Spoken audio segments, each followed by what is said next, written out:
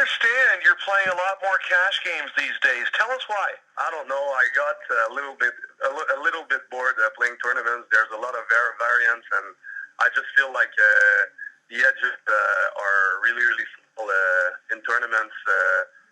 With the fact that you're only always 20, 30, or 40 big blind deep, and I just think that the cash games, there's a lot more strategy, and I just think I kind of became better at cash games than tournaments. When you're talking about tournaments and the edge, you're saying that you believe that you're better than most poker players, but in a tournament, there's perhaps more luck involved for some of the players, maybe not quite as good as you? I just feel like the strategy is more basic playing tournaments than cash games, with the fact that you're not deep at all. So I don't know, and I really like I like the lifestyle with playing cash games. When you're playing tournaments, you have to stay on your computer for at least 10, 12 hours, and playing cash games, I like playing a couple, like 2 or 3 hours, and then take a break, do something else, and then come back to the grind later. Are you a better player now than you were in 2010 when you came 11th in the main event and you won the $1,500 Hold'em event for $500,000 plus? Have you gained more skill since then? Yeah, I've been working on my game a lot in the past 2 years. I feel like the game, people are becoming better and better, and the edges are becoming so small that you always have to work on your game. And I've been working with a couple of friends, including friend Mark LeFrancois, which was my roommate, and Take Chip, which is a good friend too, that are both really good in cash games, and they really helped me out becoming a better player. And I feel like you really have to work on your game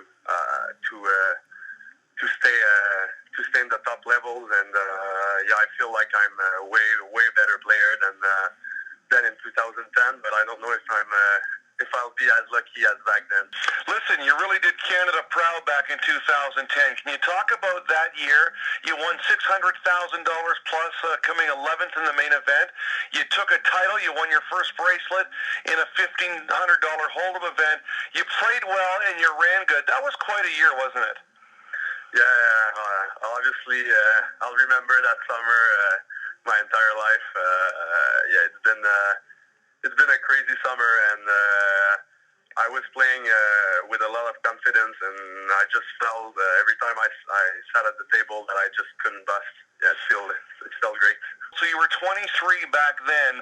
That's a lot of money. That's the limelight thrust upon you. Have you had some guiding forces in your life? I know you've talked before about your dad. I mean, some big decisions, eh? Do you sit down and talk to your family about, A, what am I going to do with the money? B, what do I do from here? Am I going to play poker the rest of my life? Or am I going to try to do something else for a career? Have you had those kinds of conversations with your dad specifically, but your family as a whole? Yeah, for sure. I'm really close to my family, my mother, my father, and my brother. And we had that kind of conversation, but honestly, my plan didn't change even with that amount of money I won. I'm still planning to play poker in the short and mid-term. I don't see myself sitting at the table after 30 years old, except for fun. I'm just gonna. I'm still sticking to the same plan as before. I want to start a business and not stick only to poker. And but obviously I had a couple of good conversation about money and stuff with my family. Where do you see yourself when you turn 30 and onwards? I see myself. I still enjoy playing poker, but I'm planning to not for now. I'm not ready yet, but to have looking forward to one day have a family, and I think the lifestyle of poker player is pretty tough. It's pretty tough to have to stay close to your family, and for example, you have young children. I feel like you have to be there and not to be always on the road and traveling for EPTs and stuff. And I'm gonna graduate pretty soon in business, and I feel like I started investing a little bit in a couple of company, and I see myself starting something pretty soon. I know you've been doing some traveling across Europe playing the EPT events. What is your favorite city in Europe? What city did you enjoy the most? I've been to Barcelona 3 times, twice for poker, and it's for sure one of my favorite city. I really enjoyed the time I spent in Spain, especially in the south around Malaga and Marbella. I really enjoyed it. I really like Europe in general. I've been to London and really enjoyed I really had a good time over there. But I have to go with Barcelona. All right, I know you like Montreal as well. Can you describe for our listeners, those who haven't been to Montreal, and more specifically Ganawake, and the competitiveness of poker there? I mean, on that small little reserve, there's 5 casinos. Tell us about that atmosphere there. It's quite special, isn't it? Yeah, it is.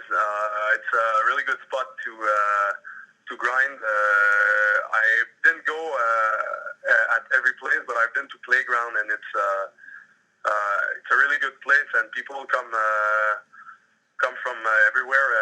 There's a lot of people from Ontario, Toronto, and there's people coming from everywhere in Canada at this place. It's well known, and it's a good place to play poker for sure. In Montreal, especially in Ganawake, you guys don't mind talking poker with each other and sharing your success. Yeah, I feel like that's why we're a lot of good players in Montreal. We're like every people I know that are good at the game like to share with others, and we don't feel like it's a competition between us. We really like sharing new ideas and new stuff and working on our game together, and I think that's one of the biggest reasons we're really good players over there. In 2010, when you won your bracelet and finished 11th in the main event, you would think that you would come home and be Montreal's biggest poker celebrity. But of course, Jonathan Duhamel won the main event. What's your relationship with him like, and what were you thinking as he went on to win that title in 2010?